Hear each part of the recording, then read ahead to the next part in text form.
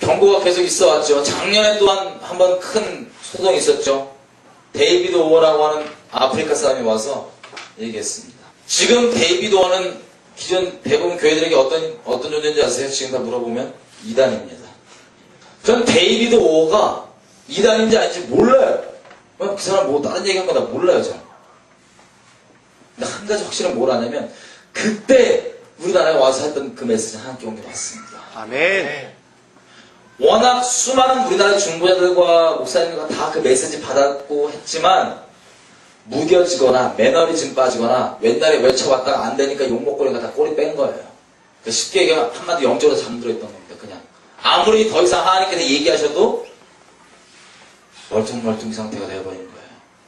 그래서 오죽하면 외국에서 아프리카 분을 데리고 와서 외치겠습니다. 초반부에 말씀드린 바대로 우리는 관심이 큰 미혹 중에 사람이 누구냐에 관심이 많아요. 여러분 인터넷에 어떤 홈페이지 블로그 이런 게 뭔지 아시죠? 제가 그걸 개설을 하면 제가 여기에 좋은 글을 갖고 오고 싶잖아요. 그러면 다른 사람이 올려놓은 글을 제가 갖고 옵니다. 그 글이 너무 제가 감동을 받으면 그 글을 보다가 진짜 좋다 갖고 옵니다. 저 홈페이지 제가 갖고 오는 의도는 그 홈페이지 주인이 어떤 존재인지 잘 몰라요.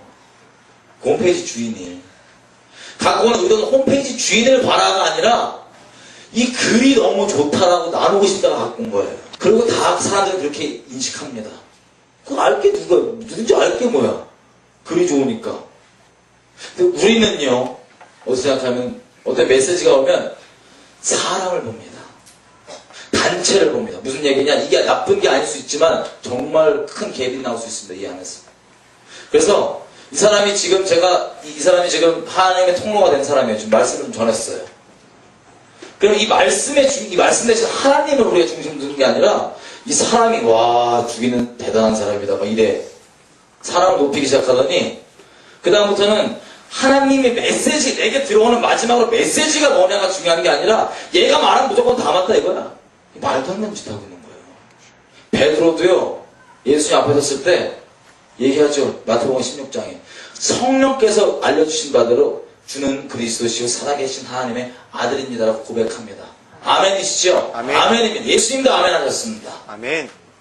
그렇다고 우리 베드로는 무조건 맞는 말이 이게 아니에요. 바로 그 다음에 무슨 짓 하죠 베드로가? 어떤 메시지를 하죠? 십자가 막으려고 그러잖아요. 주님 나 십자가 지러 간다 그랬더니 절대 안 된다고. 그때 예수님 뭐라고 합니까 베드로한테? 사단한테 뒤로 불러. 사단아 물러가라. 메시지가 중요한 거예요. 아멘. 그렇다고 사람을 멸시하는 소리가 절대 아닙니다. 우리는 저보다 큰 오해가 뭐냐면 어떤 뭐 목사님이다 어떤 뭐 이렇게 사역자 되려면은 지극히 높여줘요. 나 잘못됐다는 게 아닙니다. 근데 그거는 인간적으로 높여주는 게 아니라 그분 통해 일하신 게 있으니까 감사해서 그럴 수 있어요. 그 통로. 근데 이게 보장이 될 수는 없는 거예요. 이 사람이. 이해되세요? 우리는 이런 뿐만 아니라 하나님께서 원래 명하신 건 가장 낮은 자를 나가서 우리 섬기라고 했습니다. 그래서 목사님 섬기지 말라는 얘기는 아니에요. 목사님도 서운하실 수 있어요. 가장 낮은 자를 섬기라고 했고 어떤 특별한 사람뿐만 아니라 모두를 다 내 자신보다 더 낮게 여기라고 했습니다. 그래서 다 우리보다 나은 존재예요. 정말로. 그래서 그 중에 하나 통로가 되면 너무 감사한 일이에요. 네가 와. 그래서 이 사람은 갑자기 신격하거나 그러지 않아요. 동일하게 나보다 낮게 여기고 하지만 이 사람이 어떤 보장에서 얘가 말하는 건 무조건 맞아가 아닙니다. 큰 오해가 나올 수 있어요. 우리가 그래요. 심지어 세상 사람들은 홈페이지에 퍼오는 글은 기본적으로 알기로 글에만 집중하지 사람에 집중 안 하는 것처럼 그렇게 하는데 우리는 그게 안 되는 거예요. 얼마나 큰 미혹이 있냐면 사람과 단체의 미혹이 있고 이 단체 말은 다 들어도 돼. 이 사람 말은 다 들어도 돼. 그리고 아무리 맞는 얘기를 해도 이 사람을 또 뒤져보고 자기가 보기에 좀 이상하게 싶으면 이래서 안 돼. 그 말은 별개예요. 다윗 보세요. 다윗이 죄가 있었어요? 없었어요? 막판에? 있었죠? 지금 우리 기준이 시편 다 드러내야 돼요. 시편 51편 은혜가 안 되고 이건 2단 사서야 이건. 솔로몬 형은 삶이 어땠어요? 아주 거룩했나요? 막가셨죠? 그럼 아가라는 거 다 걷어내야 돼. 전도서랑 자문이랑. 근데 왜 안 걷어냅니까? 그 사람의 상태와 상관없이 말씀하신다고 하나님이 때문에. 아멘. 요시야 아시죠? 요시야. 아멘. 요시야 왕이 크게 쓰임받는 왕입니다. 그죠?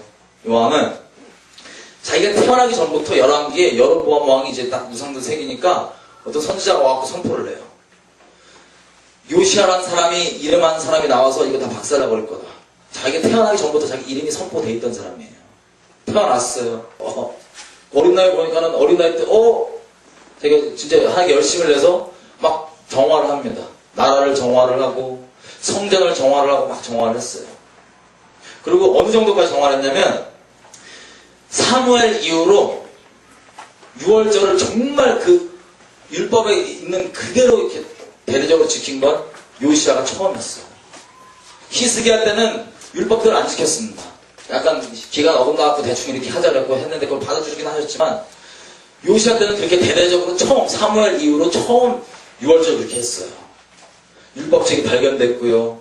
그럼 무슨 얘기냐? 지금으로 따지면 요시야라는 존재는 진작부터 하나님이 이 예를 들어서 우리 따지면 종교 개혁을 위해서 예언해 놓은 사람이고 성경에 기록되어 있는 사람이고 실제 어렸을 때부터 하나님께 드려져서 정말 열심으로 모든 우상들을 교회 내에서 다 걷어내고 거기다가 6월절 십자가 이 구원에 대해서 분명하게 다시 지표를 세웠던 그런 사람이라고 할 수 있어요. 그죠? 이 사람 말년이 참 성경에 이렇게 기록하고 있습니다. 이 사람 말년에 애굽에서 왕이 한 명 와요. 유다로 온 게 아니라 딴 나라 가는 거야, 딴 나라. 근데 다 지나가야 되니까. 딴 나라 전쟁하러 가는데 막 지나가니까 요시야가 끼는 거예요. 껴갖고는 이 막아선 다음에 너 스탑 지나가지 마 한 거야. 그래서 이 애굽 왕이 뭐랬냐면 요시야한테 야 하나님께서 지금 너희 하나님께서 나를 통해서 저쪽 민족 이렇게 하려는 거니까 이렇게 나서지 말고 너 하나님 대적하지 말고 집에 가라고. 그랬더니 요시야가 어떻게 돼요? 아멘 하고 간 게 아니라 뒤돌아서 가는 척하고 변장을 해갖고 와서 막 설치다가 죽습니다. 왜 변장을 했을까요? 떳떳하지 못한 겁니다. 그 이유는 뭐 여러 가지 있을 수 있겠지만 떳떳지 못한 거. 자기 이름을 높이고 싶었던 뭐 공적을 세우고 싶었던.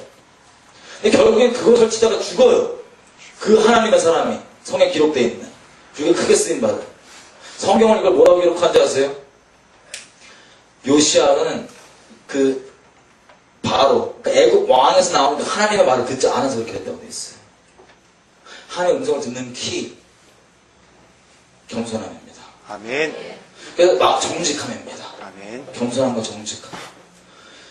그때 데이비드 오가 줬던 메시지는 우리에게 회개의 촉구였어요. 아멘. 저 엄청나게 회개했었습니다. 아멘. 저도 6년 전부터 하나님께서 주신 메시지에서 전하고 있었지만 저도 매너즘에 빠져 있었거든요. 근데 그게 지금은 이단이에요. 데이비드 오가. 일반 사람들한테. 왜 그런지 아세요? 그 메시지에 관심 없어요. 뭐에 관심이냐? 온갖 자기 잣대로 아는 걸 다 골라갖고 이단이라 이거예요. 예를 들면 아까 얘기했던 메시지가 오는 방법, 루트. 이거 안 중요해요. 자기가 평상시에 했던 루트랑 틀려서. 아니면 마지막 때 얘기한다고 하죠. 뭐 그런 걸로. 부담스럽다고 이단이 돼버려요. 자, 왜 이단 정제된 줄 아세요? 이단으로 정하는 그 마음 깊은 곳에 있는 의도가 뭔지 아세요? 적나라하게 말씀드리면 회개하기 싫어서입니다. 하나님께 나아가기 싫어서입니다. 하나님을 마음의 주인을 두기 싫어서입니다.